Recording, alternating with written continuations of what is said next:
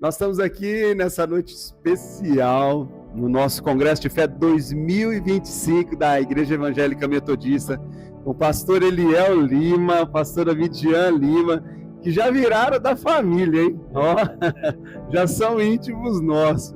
Faltar o pastor Eliel, a pastora Midian, o coração dói.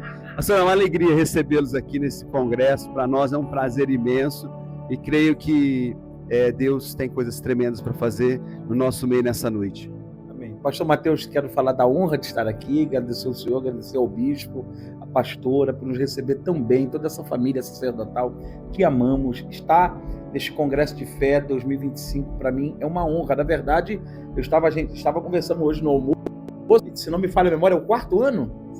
É o quarto ano, a próxima vez vem com carta agora. Mas é sempre uma honra, é sempre bom estar aqui e relembrando sempre daquilo que Deus tem proporcionado a esse congresso. Eu me lembro que ano passado foi muito especial o que Deus fez e eu creio, tenho fé no meu coração que para hoje e amanhã Deus tem algo reservado para nós. Então, para mim e para a pastora Midian, é uma honra estar aqui. Né, amor? É verdade. Cheguei aqui, cheguei em casa. Feliz demais, obrigada. É uma honra estar entre vocês e presenciar tudo que o Senhor tem feito ao longo dos anos. Amém, para nós também. Nós vamos fazer um bate-papo aqui, conhecer um pouquinho da história, da vida, né, deste casal tão abençoado e que tem abençoado não só o Brasil, mas as nações, né? Amém. Pastor Eliel, que a gente, por um pouco de ouvir as pregações, sabe que nasceu, né, num berço evangélico aí, e que desde pequeno, com quantos anos, pastor, você começou esse ministério de levar a palavra? Eu comecei a pregar ainda criança, não tinha chegado na adolescência. Com 10 anos eu já tinha oportunidade na igreja, eu já pregava nos cultos de criança, nos cultos menores, né, nos cultos que tinha nas casas dos irmãos. Eu me lembro que eu virei para meu pai uma vez e eu disse: pai, eu quero muito pregar. Meu pai: então você vai pregar na varanda do irmão Assis. É lá que você tem que pregar. Então, eu desde criança já sempre envolvido no ministério e já pregando. Quando você sentiu assim mesmo, olha, o pastor tocou meu coração e eu disse, naquele dia, esse é o meu chamado. Porque o que eu quero que as pessoas entendam é assim, muitas pessoas têm dúvida, né? No seu chamado, do propósito de Deus na sua vida. E às vezes elas até estão na igreja, tudo, e tem um toque de Deus, mas não tem aquela convicção. Quando é que o senhor sentiu essa convicção? Sim, foram dois momentos cruciais. Primeiro, um livro que eu li, A Quarta Dimensão, eu tinha 13 anos. Esse livro mudou a minha vida no sentido da chama, né, da chama confirmatória para o ministério. Mas eu me lembro que nessa fase, no ápice da adolescência, que é muito desafiador, né, naquilo que você quer ser, a quem você quer seguir, o caminho que você quer traçar, essa fase da adolescência, aquele ápice ali do adolescente em tomar decisões. Então eu já era sempre apaixonado pelas coisas de Deus, batizado com o Espírito Santo, pregando na igreja, mas aquele conflito de guerra, de decisão. Mas eu me lembro, nesse período, eu tive uma experiência com Deus. Deus me visitou um dia numa madrugada. Era como se os céus se abrissem e eu e Deus, nítido como eu estou lhe vendo aqui. E aquela madrugada foi crucial, porque Deus disse para mim o que Ele queria de mim. É tipo como se fosse assim: eu tenho esse projeto para você, acredita no que eu tenho para você e eu vou lhe honrar. Só decida me servir, decida a sessão, decida andar na minha presença, você vai ver o que eu vou fazer. Deus entrou no meu quarto, foi uma madrugada, eu e Deus. Eu tinha uma experiência muito profunda com Deus dos meus pais. Nesse dia, Deus se tornou meu Deus. Então, foi essa madrugada que eu tive com Deus, ela foi uma madrugada de virada de chave. Ou vai, como diz o ditado, ou vai ou racha. Então, isso como é que eu posso dizer? Chancelou, essa é a palavra? Isso. Chancelou. Isso aí, é isso aí. Confirmou, né? Confirmou o chamado, o ministério. E a partir disso eu disse, eu vou viver para Deus, eu vou fazer o que Deus tem para mim, eu vou mergulhar. A minha vida toda foi para Deus, né? A criação de final de semana na igreja, chegar na igreja com os meus pais antes das 8 da manhã e só sair meia-noite. Sempre, final de semana na igreja, ensaio, evangelismo, culto, sempre. Minha vida foi para Deus. Minha infância, minha adolescência, foi tudo para Deus. Mas essa madrugada, ela marcou, ela foi crucial para eu estar aqui hoje. Glória a Deus. Pastora Midian, também, a gente sabe que o dom é nato, né? A gente vê o dom que Deus te deu. Mas há uma diferença entre o dom e também o chamado, né? Muitos têm o dom, mas não têm o chamado.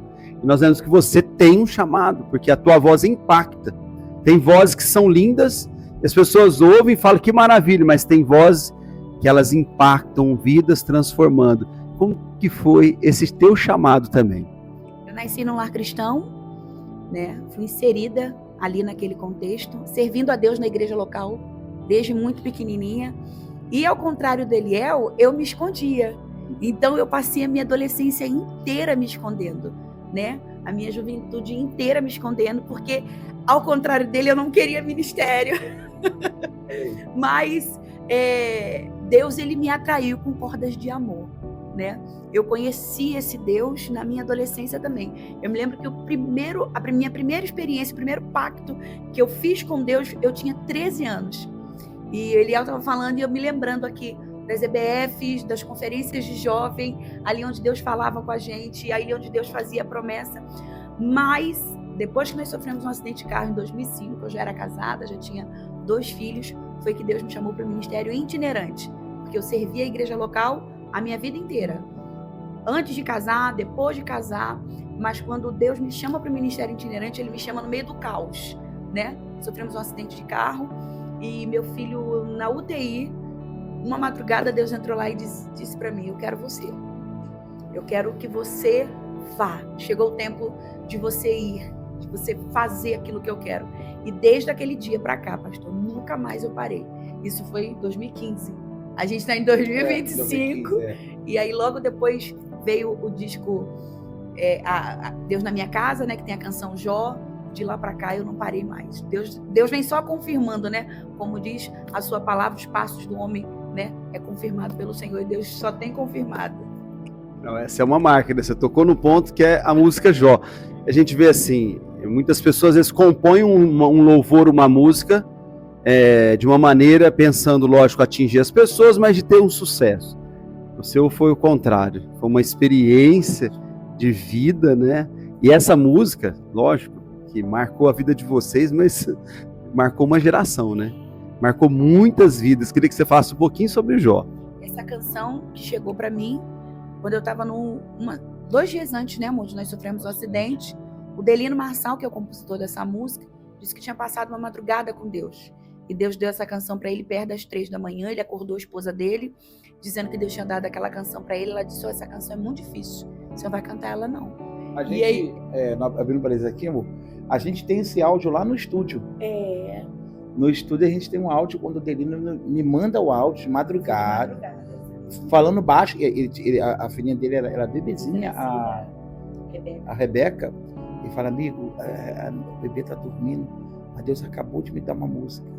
Ele falou, é pra pastora. Aí tocando e cantando assim baixinho. Jó, como pode ainda? Tá? Aí de manhã a Midian falou assim, irmão, você estava falando com quem de madrugada? A gente morava no apartamento? A gente morava no apartamento ainda. Eu falei, com Delino. Ela, não, o que houve? Ela dormindo, mas ela ouviu, né, o telefone. Aí eu disse, ele mandou uma música, ele falou que é para você ouvir, disse que é para você gravar. Aí a gente foi levar o Samuel na escola.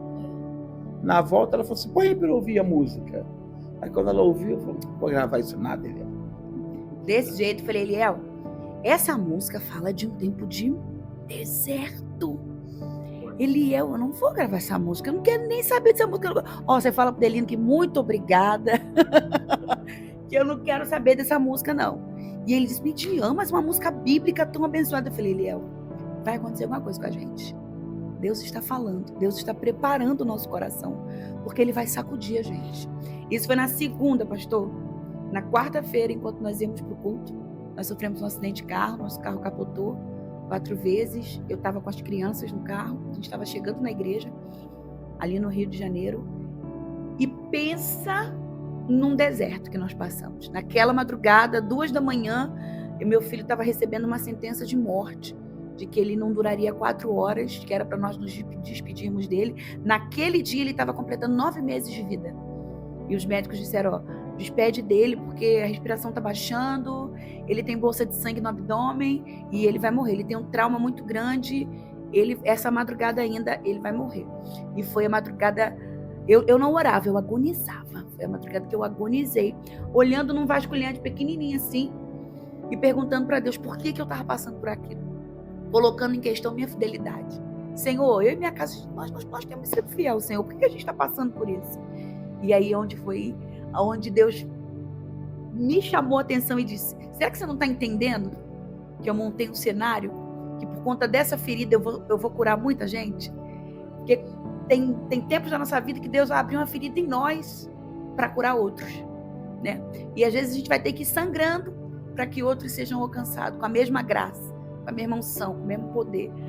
E eu estava sangrando ali, pastor, aquele dia. E eu disse para Deus, eu aceito. Mas não leva o meu menino, não. Deixa ele aqui para ele ser testemunho vivo do que o Senhor é poderoso para fazer. E Deus mudou aquele quadro. E toda vez que eu falo isso, não adianta, eu me emociono muito. Às 6 da manhã, o Eliel recebeu outro diagnóstico. O médico disse, bem, eu não sei o que aconteceu durante a madrugada, mas ele não vai morrer mais. Tudo normalizou. A bolsa de sangue, eu não sei o que aconteceu. Esse menino é um milagre. Até hoje eu tenho todos os documentos, tudo certinho, de que o Eliel, o filho, é um milagre. Ele tem 11 anos. E essa canção curou o Brasil, consolou o Brasil, inclusive minha casa. Foi só o início, né? O teu sim de Deus era uma resposta para muitas orações, né? De pessoas que estavam clamando, né? Que precisavam dessa voz profética que sai da tua boca, né? E que é um ministério que completa aqui, né? Olha que bênção. É tremendo, né? Porque... Se o senhor tá aí falando, eu fico...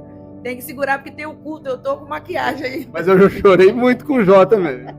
Eu fico muito emocionada, porque quando Deus quer fazer algo, Ele vai lá e escolhe alguém, né? Ele vai lá e chama alguém, Ele vai lá e marca alguém. E eu tava vendo o senhor falar do chamado, né? Quando Deus quer alguém, Ele vai lá e marca de uma vez e fala, vem, eu vou te usar. E foi isso que Deus fez com a nossa casa. Aleluia. O senhor que é uma voz profética nessa nação, tendo a outras nações também pregar, como é que o senhor sente o momento atual do Brasil, espiritualmente, falando da igreja mesmo? Espiritualmente falando, a igreja vive hoje um momento crucial, né? A igreja brasileira, ela está no ponto-chave da nação para a tomada de decisões e território. Nunca se foi tão necessária a voz da igreja, né? Por isso o embate, o inferno tem se levantado, porque a virada de chave da nação está na mão da igreja.